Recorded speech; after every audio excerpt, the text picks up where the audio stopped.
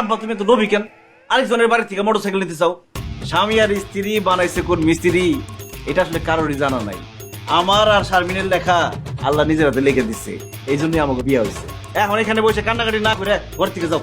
আজকে আমাকে বাসর রাত, আমাকে বাসর করতে দাও। এই বাসর মানে কি? একজন আরেকজনের সাথে পরিচিত হয়, কথাবার্তা কয়, দুজনে দুজনে জানে।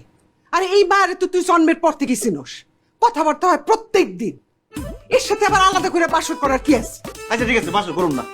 আব্বা সারাদিন তো তোমার গাছের সাথে বান্ধা রাখছিল চোরের মতো। এখন যাও, নিজে একটু ঘুমাও, আমাদেরকে ঘুমাইতে দাও। যাও যাও। এই তুই ঘুমাবি ঘুমা, কিন্তু তোর বাপের বাড়িতে ঘুমাইতে হইব। পাশের বাড়িতে বিয়ে করছিস না, জীবনে তুই শ্বশুর বাড়িতে ঘুমাইতে পারবি না। আচ্ছা যাও যাও। আসসালাম, জানান যাই করুক গিয়া। দরজাটা বন্ধ করে দিও। দরজা লাগাইছে? তুমি কি এখন সত্যি সত্যি ঘুমাইবা? আরে দূর, ওটা তো আব্বা আমার ঘর থেকে বাইর করে নিয়ে কইলাম। এখন তো আমি তোমার সাথে প্রেম করুম, তোমার আদর করুম। মা কি এতরাতে কি হ্যাঁ? কি করো তুমি? তোর ফসর ক্রিমটা বাড়িতে রাখে আসছিলি না, এইটা যদি তুই রাত্রের বেলায় না রাখিস তাহলে তোর রাতে তো ঘুম আসে না, সেই জন্য নিয়ে আসছি। আয় এদিক আয়, আমি তোর মুখে ক্রিমটা লাগাই দেই। শারমিন, তার মানে কি তুমি ক্রিম সুন্দরী?